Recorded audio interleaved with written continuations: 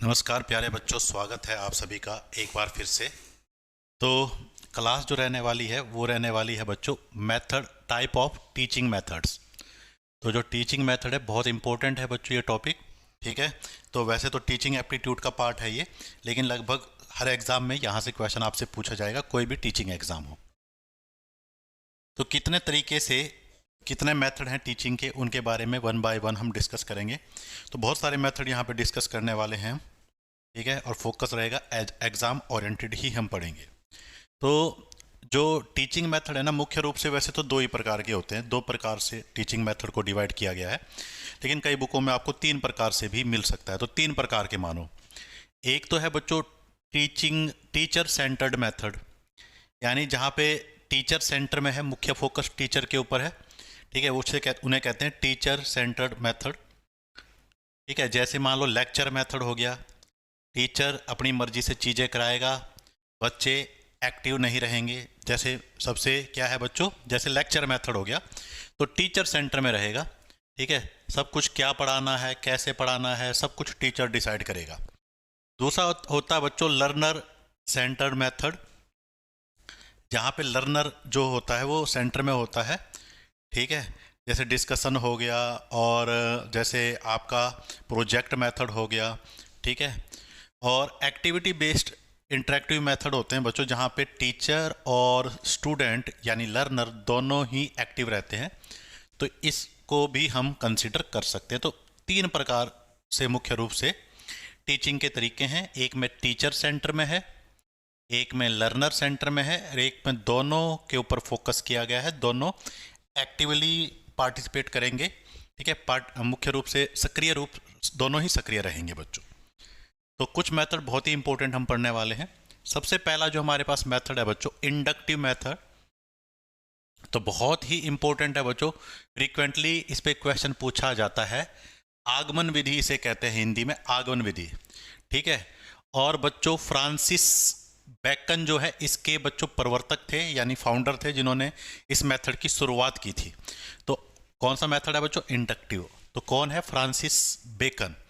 In this method first example are given, पहले example देंगे during the presentation of the content, then the general principle is presented. पहले example दिया जाता है, फिर प्रिंसिपल बताया जाता है।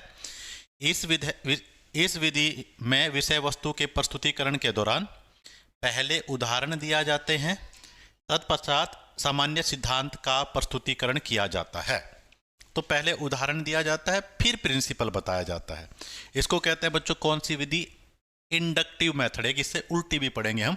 ठीक है, तो एग्जाम्पल पहले देंगे और फिर प्रिंसिपल बताएंगे।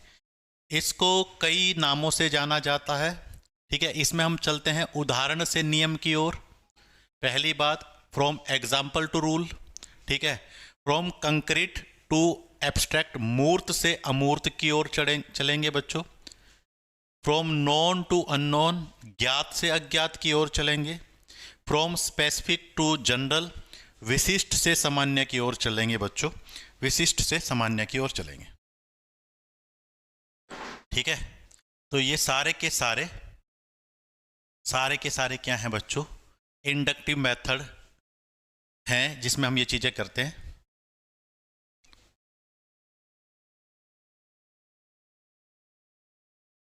उसमें भी क्लास होगी, उसमें मैडम क्लास ले रही होगी।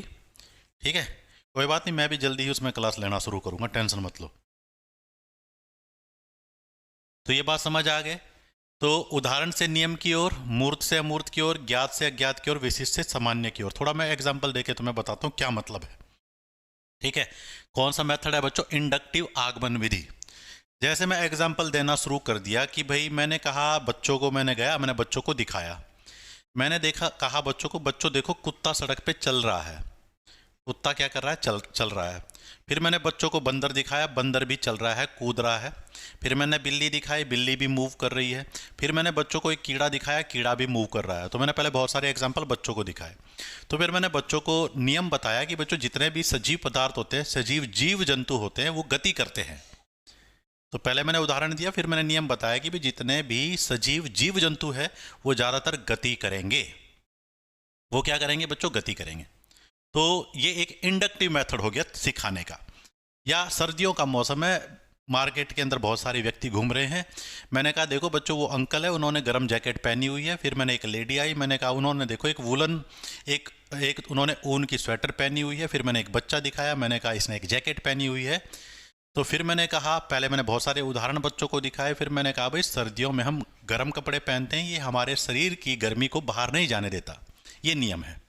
ठीक है, तो इस प्रकार के मेथड को हम कहते हैं इंडक्टिव मेथड। बच्चों मेरे ख्याल से बात समझ गए होंगे। कौन कौन से स्टेप हैं? सबसे पहले बच्चों को एग्जाम्पल और एक्टिविटीज, या तो उदाहरण देंगे या एक्टिविटीज दिखाएंगे, गतिविधि दिखाएंगे। फिर अवलोकन करेंगे, अवलोकन मतलब ऑब्जर्व करेंगे। ठीक है, फिर सामान्यीकरण करेंगे, फिर आप प्रिंसिपल बताओगे क्या प्रिंसिपल है। ठीक है, लास्ट में जो आपने प्रिंसिपल बताया है उसके टेस्टिंग और वेरिफिकेशन भी की जाएगी, परीक्षण और सत्यापन या अनुप्रयोग किया जाएगा। तो ये 4 स्टेप है सर। पहले उदाहरण या एक्टिविटीज होगी, फिर अवलोकन होगा, ऑब्जर्वेशन, फिर जनरलाइजेशन होगा, फिर उसकी वेरिफिकेशन करेंगे। कौन से मेथड की? ये बच्चों स्टेप है। कौन से मेथड के बच्चों? हमारे पास इंडक्टिव मेथड के ये स्टेप है। अब इस मेथड के फायदे क्या हैं और नुकसान क्या है? हर एक मेथड का कुछ फायदा होगा, कुछ नुकसान होगा।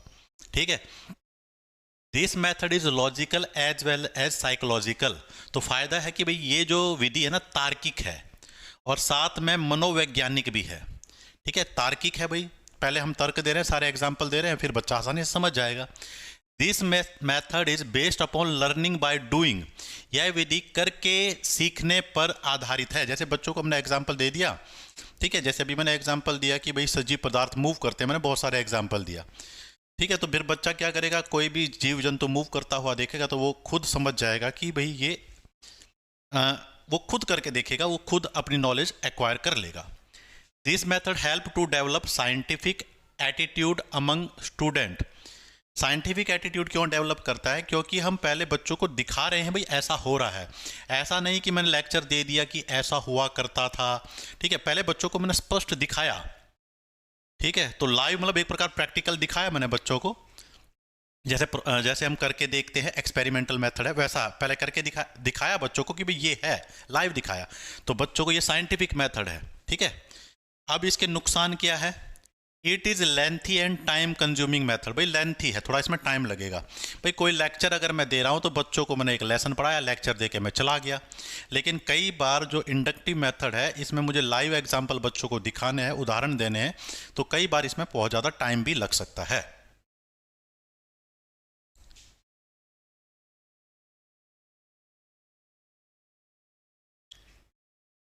उसमें मैडम की क्लास लग रही थी कुछ समय से मेरे ख्याल से। ठीक है, कोई बात नहीं, करेंगे उसमें कभी जुगाड़ हम। उसके बाद भाई इसका उल्टा मेथड है जिसे हम कहते हैं डिडक्टिव मेथड। डिडक्टिव मेथड जिसे कहते हैं निगमन विधि। तो पहले क्या था, उदाहरण दिया, फिर प्रिंसिपल बताया, यहाँ उल्टा चलेंगे।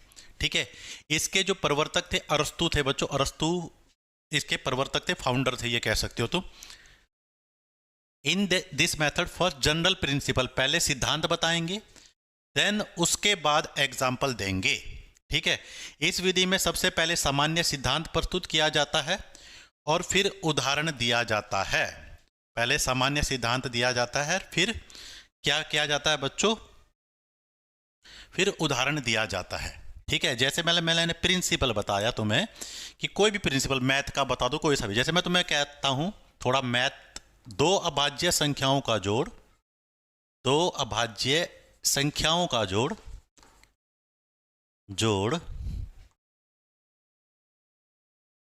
ठीक है, अभाज्य की जगह मैं विषम ले लेता हूं। ठीक है, जैसे मैंने एक पहले प्रिंसिपल बता दिया, 2 विषम संख्याओं का जोड़ हमेशा सम होगा, हमेशा सम होगा। पहले मैंने तुम्हें नियम बता दिया भाई, रूल है कि जब भी 2 ऑड नंबर को ऐड करोगे तो हमेशा इवन नंबर आएगा। अब मैं एग्जांपल दे रहा हूं, मैंने कहा बच्चों जोड़ के देख लो, 1 और 3 दोनों ऑड हैं सर, इनको जोड़ा तो एक 4 आया, एक सम संख्या आई। सर मैंने 7 और 11 दोनों ऑड हैं, इनको जोड़ा तो एक संख्या आई 18 सर। तो इस प्रकार पहले प्रिंसिपल बता दिया। ठीक है, जैसे तुमने क्या कर दिया, प्रिंसिपल बता दिया। जैसे वो होता है ना भाई, फॉर्मूला होता है जैसे बीज गणित के, a + b का होल स्क्वायर। तो इसका प्रिंसिपल है sir a square b square plus 2ab।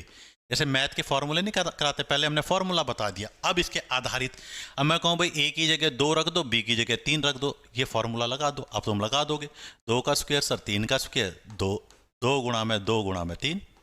तो इस प्रकार के मेथड को हम डिडक्टिव मेथड कहते हैं।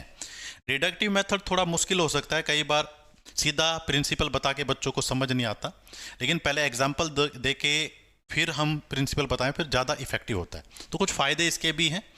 तो इसमें क्या करेंगे, नियम से उदाहरण की तरफ चलेंगे, सिद्धांत से उदाहरण की तरफ, प्रिंसिपल से, ठीक है, फ्रॉम रूल टू एग्जाम्पल चलेंगे, फ्रॉम एब्स्ट्रैक्ट टू कंक्रीट, अमूर्त से मूर्त की तरफ चलेंगे, उसमें उल्टा कर दो सब, वो उसमें मूर्त से अमूर्त चल रहे थे, ठीक है। फ्रॉम अननोन टू नॉन, अज्ञात से ज्ञात की तरफ चलेंगे, उसमें ज्ञात से अज्ञात की ओर चल रहे थे। इसमें जनरल टू स्पेसिफिक चलेंगे, उसमें चल रहे थे हम स्पेसिफिक टू जनरल। तो बिल्कुल उसका उल्टा कर देना है, एक याद करोगे तो दूसरा उससे अपोजिट है, अपने आप समझ पाओगे, ठीक है। अब क्या है बच्चों, इसके फायदे क्या हैं बच्चों। यह विधि उपयुक्त एवं संक्षिप्त होती है, शॉर्ट है मतलब ये ब्रीफली, ठीक है, क्योंकि किसी भी समस्या का हल एक विशेष सूत्र के आधार पर होता है, अतः नवीन समस्या का समाधान इस विधि द्वारा किया जा सकता है। तो इसमें हम पहले फॉर्मूला बता देते हैं, और ठीक है, छोटा मेथड है, सीधा मैंने फॉर्मूला बता दिया। अब कोई भी समस्या आएगी, मैंने कह दिया भाई ऐसा सवाल आएगा तो इस फॉर्मूले से कर लेना। It is less time consuming method, इसमें समय कम लगता है। So time is not wasted in the searching for the simple rules, तो इसमें हम टाइम कंज्यूम नहीं होगा, सीधा रूल बताया बच्चों को, सीधा प्रिंसिपल बताया, कहानी खत्म, ठीक है। कम समय में पूर्ण होने वाली विधि है, जिससे साधारण नियमों की खोज करने में समय नष्ट नहीं होता, तो इसमें समय कम लगता, वही बात बार बार आ रही है बच्चों, ठीक है। जब बालक आगमन विधि के द्वारा नियम और परिभाषाओं की खोज कर लेता है, तो उनका पुष्टिकरण इस विधि द्वारा किया जा सकता है। यहाँ पे क्या क्या कह रहा है, इससे पहले वाली जो इंडक्टिव मेथड है, तो बालक ने क्या किया भाई, वहाँ पे तो बच्चों को पहले उदाहरण दिया गया है, बहुत सारे उदाहरण देख लिए, तो उसे नॉलेज हो गई चीज़ों की। अब कह रहा है इससे हम उसको वेरीफाई कर सकते हैं। आगमन विधि से जो भी चीज़ उसने जो सीखी है, यहाँ पे वो इस रूल के द्वारा वेरीफाई उसको कर सकता है, यहाँ पे ये कह रहा है बच्चों। तो ये इसके फायदे हैं, ठीक है। वो उसमें टाइम ज़्यादा लग रहा था, इसमें टाइम कम लग रहा है, ठीक है। ये मेन बात तो ये है, इसमें टाइम कम लगता है, सीधा सीधा ये है। अब इसके नुकसान क्या है बच्चों, कई बार सीधा रूल बताना, देखो जिन बच्चों की नॉलेज डेवलप है, थोड़ा बच्चे बड़े हैं, तो उनके लिए ये मेथड सही है, लेकिन बिल्कुल छोटे बच्चों के लिए अगर तुम 1-2 साल के बच्चे को सीधा नियम बता के कोई चीज़ कराओगे तो मुश्किल है। तो छोटे बच्चों के लिए मेथड थोड़ा मुश्किल हो सकता है, ठीक है। शिक्षार्थी निष्कर्ष या सामान्यकरण के निर्माण में भाग नहीं लेते। The learner do not take part in the generalization of the conclusion of the generalization, मतलब बच्चे कुछ निष्कर्ष खुद नहीं निकाल सकते, उन्हें तो हमने रूल बता दिया, ठीक है। और उस जो पहले वाला मेथड था आगमन विधि, उसमें बच्चे निष्कर्ष निकाल सकते हैं, क्योंकि उन्हें बहुत सारे पहले एग्जाम्पल दिए जाते हैं, उससे अपने ज्ञान का डेवलपमेंट वो खुद करेंगे। यहाँ तो रटे रटाए जो प्रिंसिपल है वो हम सीधा बता देते हैं, क्यों है ऐसा, बच्चा कंक्लूजन नहीं निकालेगा, जैसे कहते हैं बट रट लो, ठीक है। हालांकि कुछ चीज़ें हम वेरीफाई कर सकते हैं। तो कई टीचर ऐसे होते हैं ना, जैसे स्टूडेंट ने पूछ लिया सर a + b का whole square, a² + b² + 2ab क्यों है, तो टीचर ने कहा क्यों है क्या, ये तो बस एक नियम है, ये तो आपको रटना पड़ेगा, बच्चे याद करना पड़ेगा। तो ऐसी प्रॉब्लम है इसमें, सीधी सीधी बात है, ठीक है। हालांकि इसको वेरीफाई किया जा सकता है, लेकिन बहुत सारे ऐसे हैं जहाँ पे हम एग्जाम्पल नहीं दे पाते, ठीक है, हम एग्जाम्पल नहीं दे पाते। जैसे एक नियम है कि भाई पृथ्वी गोल है, अब बच्चा पूछ ले सर दिखाओ कैसे है पृथ्वी गोल, तो ये हमारे पास ऐसी टेक्नोलॉजी अभी हमारे पास अवेलेबल नहीं है, हालांकि है, लेकिन स्कूल लेवल पे नहीं कि हम बच्चों की, ठीक है। हालांकि पृथ्वी गोल है, बात बिल्कुल सही है, लेकिन बच्चों को कैसे, छोटा बच्चा पूछ ले सर कैसे मान लूँ मैं आपकी बात, तो ये यहाँ पे एक प्रॉब्लम है, ठीक है। अभी तो कोई बैच नहीं है, हमने लॉन्च किया, अभी तो फ्री है सब कुछ, यूट्यूब पे पढ़ो, ठीक है। अगर करेंगे तो आपको बताएंगे। मेरी बात समझ आ रही है। शिक्षार्थियों की भागीदारी ड्रिल या अभ्यास से होगी, जो नियम या सिद्धांत की व्याख्या के बाद आएगी बच्चों। तो यहाँ पे ये कह रहा है जब हम सीधा रूल बता देते हैं तो बच्चे एक्टिव रूप से उसमें पार्टिसिपेट नहीं कर पाएंगे, सीधा आपने रूल बना दिया। एक तो पहले बच्चों को हमने कहा भाई ये एग्जाम्पल दो, जो आप खुद ढूंढो, तो बच्चा वहाँ पे क्या करेगा, अभ्यास करेगा, खुद पार्टिसिपेट करेगा, लेकिन इसमें बच्चों का पार्टिसिपेशन कम है, ठीक है। पाठ पहली बार में अरुचिकर प्रतीत होता है। शिक्षक पाठ की शुरुआत सार से करते हैं जो शिक्षार्थी नहीं जानते। तो इसका मतलब ये कह रहा है कि अगर सीधा बच्चों को तुम सीधा प्रिंसिपल बता दो तो कई बार बच्चों का इंटरेस्ट नहीं बनता। ठीक है, जैसे बच्चों को पहले एग्जाम्पल देते हैं तो उसमें बच्चे का इंटरेस्ट बनता है, लेकिन सीधा ही नियम बता दो तो कई बार बच्चों को इसमें इंटरेस्ट नहीं बन पाता, ये भी यहाँ पे प्रॉब्लम आ जाती है। तो ये मेथड था बच्चों। तो ये दो काफ़ी इंपॉर्टेंट मेथड है बच्चों, इंडक्टिव और डिडक्टिव।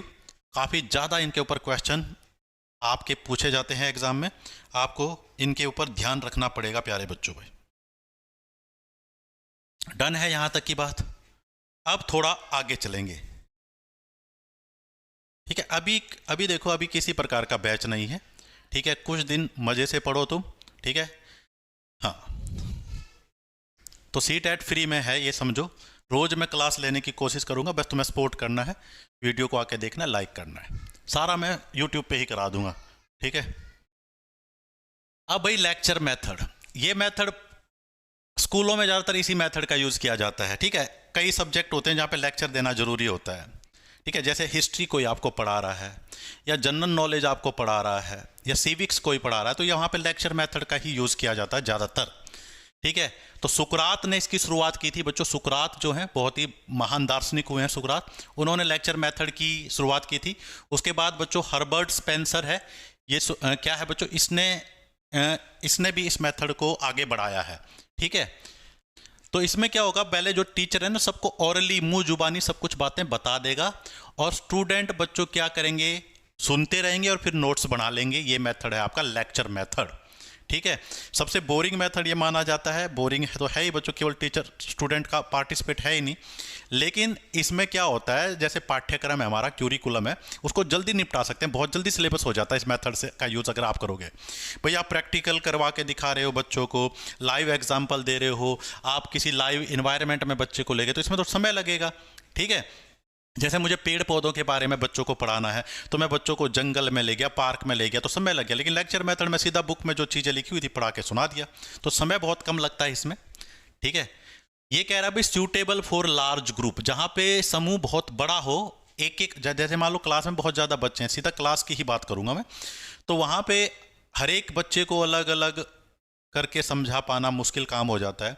और वहाँ पे अगर बच्चों को एक्टिव रूप से पार्टिसिपेट, अगर बड़ा ग्रुप है तो फिर एक्टिव रूप से वो पार्टिसिपेट भी नहीं कर सकते, फिर शोर शराबा ज़्यादा हो जाता है। तो वहाँ पे लेक्चर मेथड ज़्यादा सूटेबल है, ये कह रहा है, ठीक है। और मुख्य रूप से ये थ्योरेटिकल नॉलेज पर ही बेस्ड है, प्रैक्टिकल तो इसमें होगा ही नहीं। पैसिव लर्निंग है, पैसिव लर्निंग का ये मतलब है कि जो यूज़र है, जो लर्नर है, वो एक्टिवली पार्टिसिपेट नहीं करेगा, ठीक है। ये सारी बातें इंग्लिश में समझ लो। शिक्षक मौखिक रूप से विषय को समझाता है, बड़ी कक्षाओं के लिए ये उपयुक्त है, शैक्षणिक ज्ञान पर केंद्रित है बच्चों, सैद्धांतिक ज्ञान पर केंद्रित है। भाई जो भी प्रिंसिपल है वो सब थ्योरी के रूप में आपको बता दिए जाएंगे। निष्क्रिय अधिगम है, निष्क्रिय अधिगम का मतलब है लर्नर पूरी एक्टिव रूप से पार्टिसिपेट नहीं करेगा, ठीक है। कई बार तुमने देखा भी होगा कि क्लास में लेक्चर दे रहे हैं तो कई बच्चे तो सो ही जाते हैं क्लास में, तो एक्टिव नहीं है वो, ठीक है। यहाँ पे बच्चों लेक्चर मेथड को भी इंटरेस्टिंग बनाया जा सकता है, ये डिपेंड करता है टीचर के ऊपर, ठीक है। तो ऐसे में अगर लेक्चर मेथड का टीचर यूज़ कर रहा है तो बच्चों को एक्टिव रखने के लिए टीचर की जिम्मेदारी की भी बीच बीच में से क्वेश्चन पूछ लो। जैसे कई हमारे टीचर होते थे ना, SSC पढ़ाते थे, मैं 8वीं क्लास का थोड़ा मुझे याद है, तो जैसे वो 2-4 लाइन पढ़ाते थे ना, बीच में से कुछ पूछ लिया, बहुत सारे टीचर ऐसा करते हैं बच्चों, तो इससे बच्चे क्या करते हैं, एक्टिव रहते हैं, ठीक है। वो किसी को भी उठा के रैंडमली पूछ लो, तो इससे टीचर क्या कर सकता है, एक्टिव रख सकता है। या कोई भी वर्ड आया उसके पीछे कोई इंटरेस्टिंग कहानी बच्चों को सुना दी, तो लेक्चर मेथड को भी हम इंटरेस्टिंग बनाया जा सकता है, ठीक है। बहुत सारे ऐसे टीचर हैं जो जीके पढ़ा रहे हैं यूट्यूब पे, देखो कितनी अच्छी तरीके से पढ़ाते हैं अपने। देखो दीपक सर का ये एग्जाम्पल लो आप, ठीक है, बहुत सारे ऐसे सर हैं।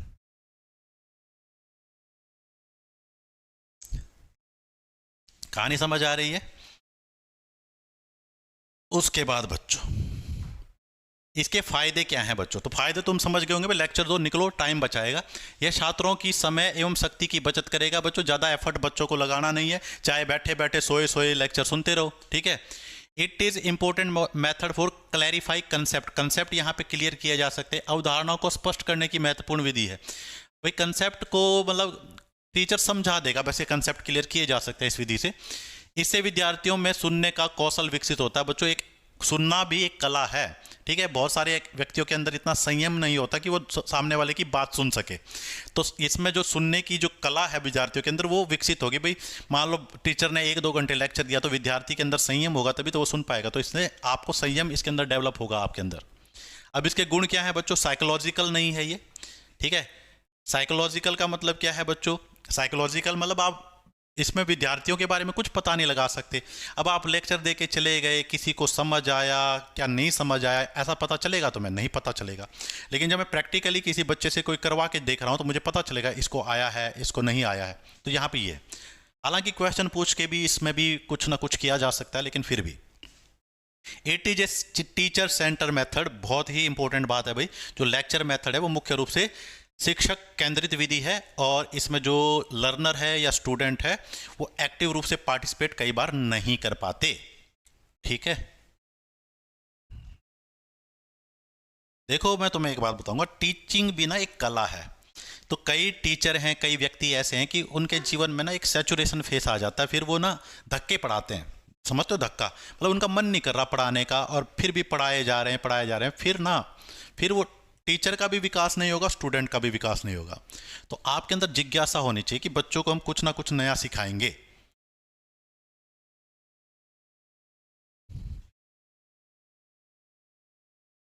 आगे चलो। अब भाई बहुत ही इंपॉर्टेंट मेथड है डेमोन्स्ट्रेशन मेथड। डेमोन्स्ट्रेशन मेथड, प्रदर्शन विधि, प्रदर्शन विधि। और इसके फाउंडर है बच्चों जॉन डीवी। बहुत ही इंपॉर्टेंट नाम, तुमने जॉन डीवी सुना होगा। ठीक है, स्टूडेंट, ठीक है, टीचर, लर्नर और क्यूरिकलम, ये तीन बातों को जोड़ा था, तीन मेन स्टेप बताए थे इन्होंने। तो जॉन डीवी है डेमोन्स्ट्रेशन। डेमोन्स्ट्रेशन विधि में क्या होगा, पहले टीचर खुद करके दिखाएगा। ठीक है, पहले कुछ चीज करके दिखाएगा, फिर स्टूडेंट को कहेगा करने के लिए। ठीक है, पहले चीजों को करके दिखाएंगे हम। ठीक है, पहले टीचर खुद करके दिखाएगा। टीचर शोज एक्सपेरिमेंट और मॉडल वाइल एक्सप्लेनिंग। तो जब भी एक्सप्लेन करेगा तो टीचर खुद दिखाएगा। ठीक है, ये कहां पे ज्यादा यूजफुल है? साइंस की क्लास में। ठीक है, जैसे साइंस लैब में इसका यूज हो गया। जैसे मान लो हमें कुछ भी करना है, साइंस वाले स्टूडेंट यहाँ पे है या नहीं है। जैसे मान लो, जैसे तुमने थोड़ी छोटी क्लास का एग्जांपल लेता हूँ, वैसे बड़ी का भी, जैसे 8th या 9th क्लास में बात आती थी, तो 8वीं क्लास में एक तुमने एग्जांपल देखा होगा, एक सेल वाला चैप्टर आता था। जब मैं छोटा था उस समय ये चैप्टर 8वीं क्लास में था, अब शायद ये 9th में पढ़ाया जाता बच्चों को, उस समय 8वीं में था ये। ठीक है, कोशिका वाला एक चैप्टर आता था। तो उसमें क्या करते थे, हमें कोशिका के सभी अंगों को माइक्रोस्कोप से देखना है। तो क्या क्या करते थे, प्याज की ऊपर वाली जो परत है ना व्हाइट कलर की, उसको हम एक स्लाइड के ऊपर, हमारे जो बायो के टीचर होते थे स्लाइड के ऊपर रख दी और माइक्रोस्कोप से उसको देखते थे। तो पहले वो खुद देखते थे, माइक्रोस्कोप को सेट कर देते थे। जब उन्हें सारे ऑर्गेनलीज जो कोशिका के अंदर के अंग है वो दिखने शुरू हो गए, फिर एक एक बच्चे को बुलाते थे, फिर उसको कहते थे आप देखो क्या आपको दिखाई दे रहे हैं। इसको कहते हैं डेमोन्स्ट्रेशन मेथड। इसको क्या कहते हैं? Demonstration method. ठीक है, और कई जगह ये लर्निंग यूज होगी, जैसे फिजिकल एजुकेशन, फिजिकल एक्टिविटी। जैसे तुमने देखा कोई कोच है तो क्रिकेट में उसे शॉट मारना, कवर ड्राइव मारना सिखाना है स्टूडेंट को, तो पहले वो खुद कवर ड्राइव मार के दिखाएगा, फिर स्टूडेंट करेगा। इसको कहते हैं डेमोन्स्ट्रेशन मेथड। यानी पहले जो सिखा रहा है, ठीक है, जो टीचर है या कोई भी ट्यूटर है वो सिखाएगा, पहले वो खुद करेगा, फिर ठीक है, कोई चीज है करने की तो पहले खुद करके दिखाएगा, या कोई चीज मॉडल है, हो सकता है पहले मॉडल आपको दिखाए, उसको एक्सप्लेन करे, फिर आपसे करने के लिए कहे।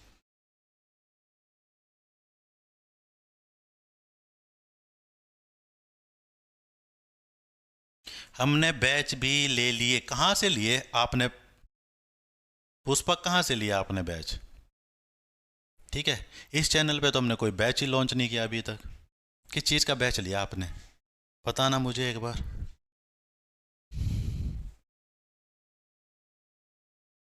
ऐसे कहीं और से लिया होगा आपने।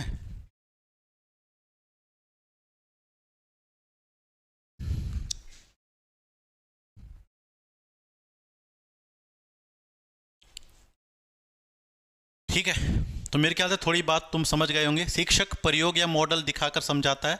दिखाकर सिखाना इस विधि का आधार है। समझ और याददाश्त में वृद्धि होती है। तो कोई भी चीज़ जब आपको दिखाकर समझाई जाती है ना, तो उसमें समझना आसान होता है। जैसे कई बार बच्चों को, जैसे मुझे लाल किले के बारे में बताना है, तो मैं उसे बच्चों को टूर ले गया लाल किले पर। लाल किले के अंदर जाके दिखा दिया मैंने, भाई यहाँ पे ये है, ये चीज़ ये है। तो इसको कहते हैं डेमोन्स्ट्रेशन मेथड। ठीक है, तो कहाँ पे यूज़ होता है ये? साइंस के अंदर, मैथमेटिक्स के अंदर, क्राफ्ट सब्जेक्ट हो गए, ठीक है, ड्राइंग वगैरह जो हो गए, इनके अंदर यूज़ होगा, ठीक है। मैथमेटिक्स के अंदर भी भाई पहले सवाल टीचर करके दिखाएगा आपको, फिर आपको वैसा ही दूसरा देगा। एक प्रकार से ये मेथड है आपका। फायदा क्या है बच्चों? More difficult experiment and the risky experiment can be demonstrated. तो जहाँ पे मुश्किल चीज़ें हैं उनको आसानी से दिखा के बच्चों को समझाया जा सकता है। कई बार जो मुश्किल चीज़ें होती है आप उन्हें थ्योरेटिकली पढ़ के नहीं उतना आसानी से नहीं समझ पाते हो, लेकिन जब आप डेमोन्स्ट्रेशन आपको करके दिखाया जाता है तो आसानी से, जैसे मान लो सीधी सी बात है, मैं आपको लैब में कुछ बनाने के लिए केवल थ्योरी बता दूँ, ये करो, ये मिलाओ, ये मिलाओ, ये मिलाओ, आप नहीं बना पाओगे, ठीक है। या और कुछ एग्जाम्पल ले लो, जैसे चाय बनाना है, चाय बनाना ही ले लो, ठीक है। तो चाय बनाना भी अगर आपको कोई सिखाएगा तो आपने लर्निंग तो वहाँ भी की है। तो मैं सीधा बता दूँ, एक तो थ्योरेटिकली आपको चाय कैसे बनाना है, चाय पत्ती मिला दो, चीनी मिला दो, उबाल दो, दूध मिला दो, वट एवर जो भी है। और एक में तो मैं कहूँ चलो मैं किचन में, चलो मैं बना के दिखाता हूँ, पहले मैंने दिखा दिया फिर तुम्हें सिखाया, ये है डेमोन्स्ट्रेशन मेथड, ठीक है। तो बालकों की जो श्रवण इंद्रियां, इसमें क्या होती है बच्चों, जब बालक देखेगा और सुनेगा ध्यान से तो इसमें जो सेंस ऑर्गन है उनके देखने और जो सुनने की जो कैपेबिलिटी है वो ज़्यादा डेवलप होगी, ठीक है। अब इसके नुकसान क्या है बच्चों? If demonstration is too complex, कई बार क्या होता है जो हम बच्चों को सिखा रहे हैं अगर वो काफ़ी जटिल प्रक्रिया होगी तो हो सकता है बच्चे को एक बार समझ में ना आए। दूसरा बच्चों, जब हम किसी को कुछ चीज़ सिखाते हैं तो सिखाने वाले की कला के ऊपर भी निर्भर करता है। कई ऐसे भी आपको टीचर मिलेंगे, ट्यूटर मिलेंगे, ट्रेनर मिलेंगे जो मुश्किल से मुश्किल चीज़ भी आपको एक बार में समझा दें, कईयों को समझाने में टाइम लगता है। तो ये टीचर के एक्सपीरियंस पे भी निर्भर करेगा कि कितनी आसानी से वो डेमोन्स्ट्रेट कर सकता है सामने वाले को। बिल्कुल DSSB के लिए भी ये क्लास भाई यूजफुल रहेगी, बिल्कुल, ठीक है। हाँ, EMRS में भी यहाँ पे ये टॉपिक आएगा, ठीक है। ये क्लास EMRS के लिए भी आपके लिए यूजफुल है। टीचिंग एप्टीट्यूड का ही पार्ट है ये। देखो EMRS का सिलेबस देखोगे तो स्पेशल मेंशन कर रखा है मेथड ऑफ टीचिंग। तो ये क्लास अब हम कंटिन्यू रखेंगे। EMRS वाले भी यहाँ से पूरी आपकी तैयारी आप कर सकते हो।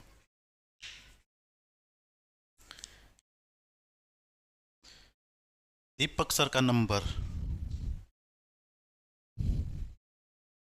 ठीक है, नंबर में कमेंट कर दूंगा, ठीक है, पिन कमेंट में पिन कर दूंगा बच्चों नंबर क्लास के बीच में। तो कह रहा भाई अगर जो हम बच्चों को करके दिखा रहे हैं कोई भी कंसेप्ट अगर मुश्किल है तो कई बार मुश्किल हो सकता है। यदि प्रदर्शन काफ़ी जटिल हो तो विद्यार्थियों को मूल धारणाएं, सिद्धांत तथा कौशलों को समझने में कठिनाई हो सकती है, ठीक है। जैसे कुछ कंसेप्ट काफ़ी मुश्किल होते हैं तो जब हम उनको डेमोन्स्ट्रेट करके भी दिखा देते तब भी समझना कई बार मुश्किल हो सकता है बच्चों। उसके बाद बच्चों क्वेश्चन आंसर मेथड, ठीक है। क्वेश्चन आंसर मेथड कई बुकों में अलग से मेंशन किया गया, नहीं तो और मेथड में भी हम क्वेश्चन आंसर को जोड़ सकते हैं बच्चों, ठीक है। तो सुकरात को ही इसके बच्चों फाउंडर माना जाता है। तो इसमें क्या होता है बच्चों, इसमें टीचर क्या करेगा, क्वेश्चन पूछेगा भाई, ठीक है। तो बच्चों क्वेश्चन अलग अलग तरीके से पूछे जा सकते हैं और स्टूडेंट उसका आंसर देगा। इसका मेन फोकस क्या है इस मेथड में भाई, टीचर स्टूडेंट को एक्टिव करना। जैसे मैंने तुम्हें कहा लेक्चर मेथड में तो बोर हो गया, टीचर लेक्चर देता रहे, स्टूडेंट से कुछ ना पूछे तो स्टूडेंट तो एक्टिव रूप से पार्टिसिपेट ही नहीं करेंगे, कुछ तो क्लास में सो जाएंगे। लेकिन जब प्रश्न पूछे जाएंगे बच्चों से तो बच्चे क्या रहेंगे, एक्टिवेट हो जाएंगे, सक्रिय रूप से पार्टिसिपेट करेंगे। तो प्रश्न पूछकर उत्तर दिलाने की विधि है, विद्यार्थियों की सोचने और तर्क करने की क्षमता बढ़ती है बच्चों। तो जब कोई भी बात है भाई, कोई आपसे क्वेश्चन पूछेगा तो आप सोच समझ के ही तो आंसर दोगे, ठीक है, तर्क संगति तो आंसर दोगे। तो इसमें सोचने और रीजनिंग एबिलिटी बच्चे की बनती है। सुकरात ने इस विधि का प्रयोग अपने शिष्यों के साथ किया था। तो सबसे पहले कह रहे हैं सुकरात ने अपने शिष्यों से इस मेथड का यूज़ करता था। इसका मतलब ये है कि सुकरात अपने जो उसके प्यूपिल थे, उसके स्टूडेंट थे, उनसे क्वेश्चन पूछता था, ठीक है। और ज़्यादातर ये कहाँ पे यूज़ होता है भाई, मॉरल एजुकेशन के अंदर और जनरल डिस्कशन के अंदर भी इसका यूज़ करते हैं भाई। जनरल डिस्कशन में भाई कोई भी चीज़ आप जनरल बता रहे हो, किसी को समझा रहे हो, ठीक है, तो बीच में पूछ लिया आपने, तो कई जगह इसका यूज़ कर सकते हैं। थ्योरेटिकल सब्जेक्ट को इंटरेस्टिंग बनाने के लिए क्वेश्चन पूछना जरूरी है, तुम ऐसा भी समझ सकते हो बच्चों, ठीक है। उसके बाद भाई प्रोजेक्ट मेथड। प्रोजेक्ट मेथड तो अभी भी स्कूल कॉलेज में आपको प्रोजेक्ट बनाने दिए जाते हैं। तो प्रोजेक्ट मेथड का सबसे बड़ा फ़ायदा यह है कि बच्चे की क्रिएटिविटी इससे बच्चों डेवलप होती है। लेकिन आजकल तो क्या होता है, बच्चे को प्रोजेक्ट बनाने दिया तो माँ बाप, बच्चे ने कहा मम्मी को, पापा को, मेरे को तो टीचर ने ये प्रोजेक्ट बनाने के लिए दे रखा है, और घर वाले क्या करते हैं, दुकान से कोई प्रोजेक्ट खरीद के लिए आए, बच्चे का भी काम हो गया, माँ बाप को भी कुछ नहीं करना पड़ा। तो ये चीज़ गलत है। अगर बच्चे को कोई प्रोजेक्ट दिया जाता है तो वो इसीलिए दिया जाता है कि भाई बच्चा खुद करे, तो इससे उसकी क्रिएटिविटी, उसकी सोच डेवलप होगी। तो ऐसा करना गलत है, चाहे वो उसमें मैं आ गया चाहे आप आ गया। तो बच्चों को कभी भी कोई प्रोजेक्ट मिला है तो आप उसको केवल हेल्प करो कैसे करना है, उसको गाइड कर सकते हो। ये नहीं कि दुकान से लाए या कहीं से ला के उसको खरीद के दे दिया। ठीक है।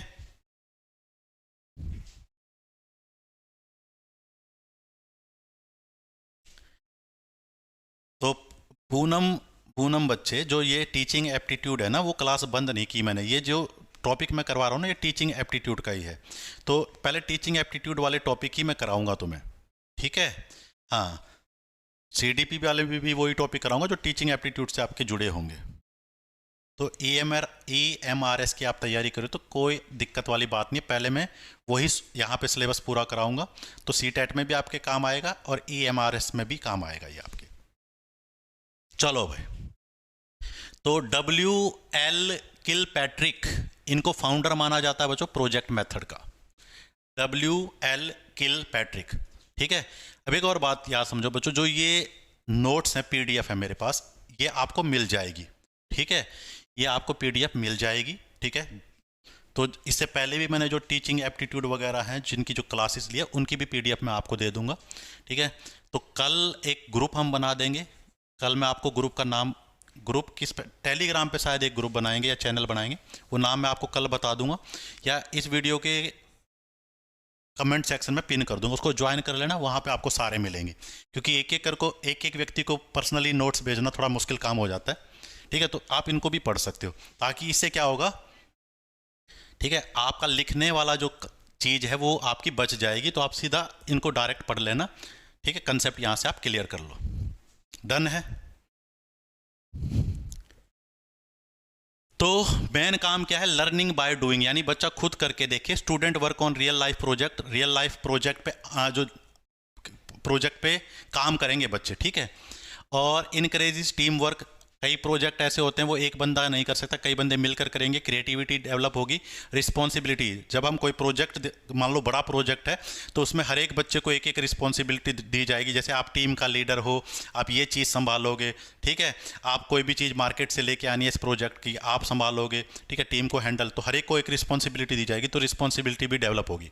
3 मुख्य रूप से स्टेप है। सबसे पहले प्लानिंग करेंगे प्रोजेक्ट की, फिर प्रोजेक्ट को एग्जीक्यूट करेंगे, फिर उसका मूल्यांकन करेंगे, इवोल्यूएशन करेंगे बच्चों। हिंदी में ये बातें पढ़ सकते हो। करके सीखना इस विधि का मूल सिद्धांत है। विद्यार्थी वास्तविक कार्य करके सीखते हैं। दल भाव यानी ग्रुप में रहना, जिम्मेदारी और रचनात्मकता का विकास होगा।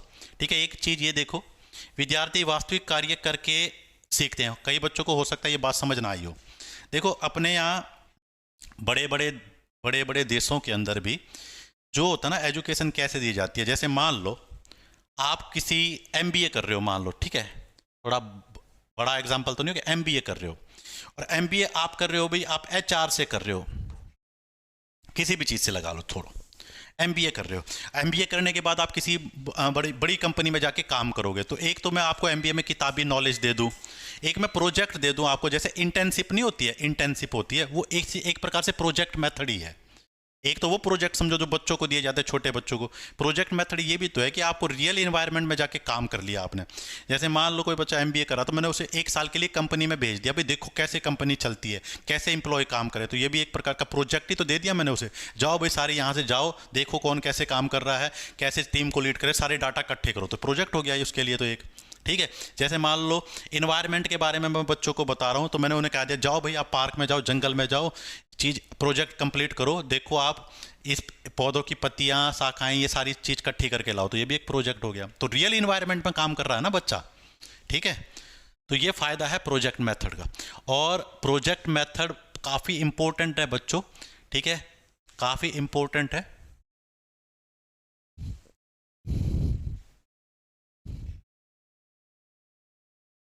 ठीक है। देखो, ये जो क्लास है आपका CTET के लिए भी काम आएगी, EMRS के लिए भी आपकी काम आएगी, DSSB जिसमें आपका CDP या टीचिंग एप्टीट्यूड वाला पोर्शन है उसमें भी काम आएगी, KVS में भी काम आएगी। ठीक है। इसका कुछ पोर्शन आपका HTET में भी काम आएगा। HTET का थोड़ा सा सिलेबस अलग है, तो जो अलग है पोर्शन है, अभी HTET की नोटिफिकेशन वगैरह कुछ आई नहीं है। जैसे ही आएगी HTET की क्लासेस भी शुरू हो जाएंगी। डन है यहाँ तक की बात? तो यहाँ तक की बात बताओ, कोई दिक्कत है या नहीं है? तो ये मेथड हम एक बार कंप्लीट कर लेते हैं, ठीक है। अब प्रोजेक्ट मेथड के क्या क्या गुण होने चाहिए बच्चों?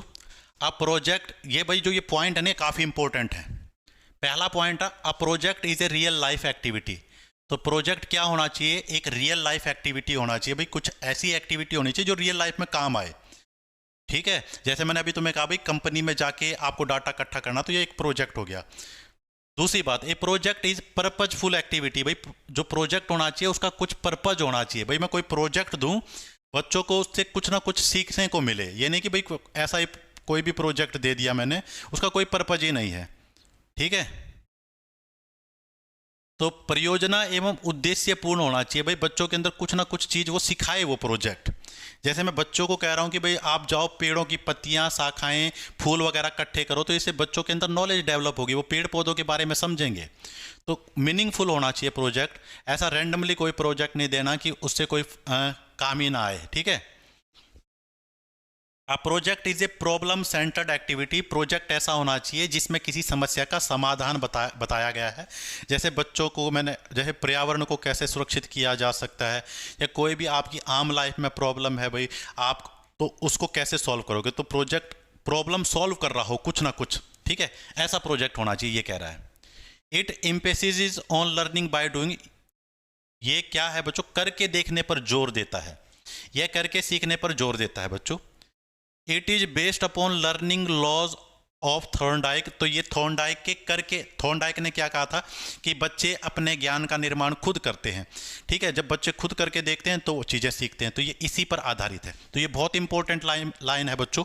आपसे यहाँ से क्वेश्चन पूछा जा सकता है, ऐसा कौन सा मेथड है जो थॉर्नडाइक की थ्योरी पर आधारित है? तो आप कहोगे सर प्रोजेक्ट मेथड, ठीक है। तो थॉर्नडाइक की, ठीक है, लर्निंग बाय डूइंग प्रिंसिपल पर यह आधारित है आपका प्रोजेक्ट मेथड।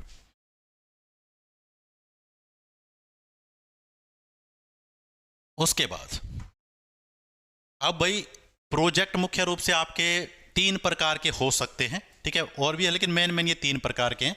तो कोई कलात्मक प्रोजेक्ट हो सकता है, क्रिएटिव प्रोजेक्ट हो सकता है, जैसे आपको पेंटिंग करनी है या म्यूजिक से रिलेटेड डांस करना है, सिंगिंग हो सकता है, मेकिंग पोएम्स।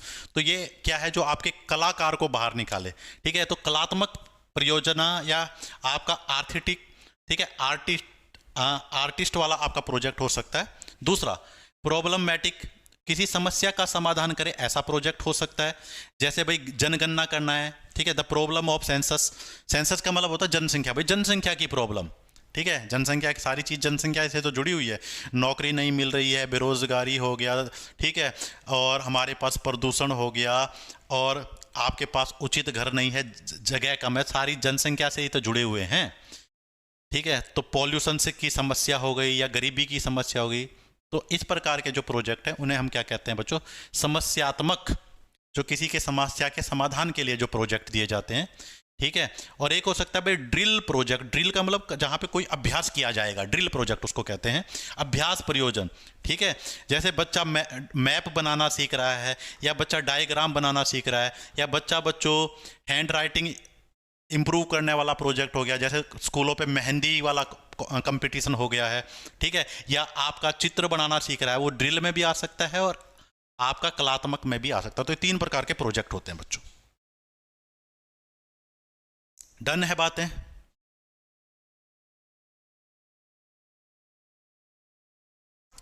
उसके बाद भाई फायदा क्या है प्रोजेक्ट मेथड का? इसमें छात्रों को परस्पर अंतःक्रिया तथा विचारों के आदान प्रदान करने का अवसर मिलता है। तो प्रोजेक्ट मेथड में भाई ज़्यादातर जो प्रोजेक्ट होते हैं, ठीक है, उस पर एक से ज़्यादा स्टूडेंट को असाइन होता है, ग्रुप को असाइन होता है प्रोजेक्ट। तो ग्रुप में जब प्रोजेक्ट असाइन होगा तो ग्रुप में वो प्रॉब्लम सॉल्व करने के लिए एक दूसरे से चर्चा करेंगे, तो परस्पर अंतःक्रिया करेंगे तथा विचारों का आदान प्रदान होगा। बिल्कुल सही बात है बच्चों। दूसरा, इस विधि में छात्रों को करके सीखने तथा अनुभव द्वारा सीखने का अवसर मिलता है। बहुत इंपॉर्टेंट है बच्चों। बच्चे जब प्रोजेक्ट दिए जाएंगे तो खुद करके सीखेंगे और साथ में उन्हें एक्सपीरियंस होगा, ठीक है। तो इसीलिए मैं कह रहा था कहीं प्रोजेक्ट दिया जाता है तो माता पिता का यह फर्ज है कि भाई बच्चे की हेल्प करे, ठीक है। यह एक व्यवहारिक तथा प्रयोगात्मक मेथड है। बिल्कुल बच्चों, व्यवहारिक है, प्रैक्टिकल मेथड है और एक्सपेरिमेंटल है भाई। अब इसके गुण क्या हैं बच्चों? टाइम ज़्यादा लगेगा, सीधी बात, more time and labour consuming method. तो इसमें टाइम ज़्यादा लगेगा और मेहनत भी ज़्यादा लगेगी बच्चों, ठीक है। This is more expensive method, इसमें भाई खर्चा ज़्यादा आ सकता है। प्रोजेक्ट बनाने देते हैं तो कई प्रकार की आपको चीज़ें, रॉ मटेरियल चाहिए किसी प्रोजेक्ट को कंप्लीट करने के लिए, तो खर्चा ज़्यादा आ सकता है, ठीक है। पर it is not possible to get every concept through this method, और प्रोजेक्ट मेथड से सारे कंसेप्ट क्लियर नहीं किए जा सकते। कुछ चीज़ ऐसी है, कुछ प्रॉब्लम ऐसी है जिन्हें आप प्रोजेक्ट मेथड से सिखा सकते हो, तो सारे कंसेप्ट नहीं सिखाए जा सकते प्रोजेक्ट मेथड से, ठीक है। तो यहाँ तक ही बच्चों हम आज पढ़ेंगे। कुछ मेथड हमने डिस्कस कर ली हैं, बचे हुए कुछ मेथड हम कल की क्लास में डिस्कस करेंगे, ठीक है। तो लगातार क्लास को हम रखेंगे, ठीक है। टाइमिंग मेरे ख्याल से यही ज़्यादा सूटेबल है, क्योंकि कुछ दिन मैंने रात को क्लास ली थी तो रात को ज़्यादा बच्चे आ नहीं पा रहे थे, तो ये दिक्कत हो रही थी, ठीक है। तो आज की क्लास बच्चों इतनी ही रहेगी, ठीक है। पढ़ते रहो, मेहनत करते रहो, आपको सफलता ज़रूर मिलेगी।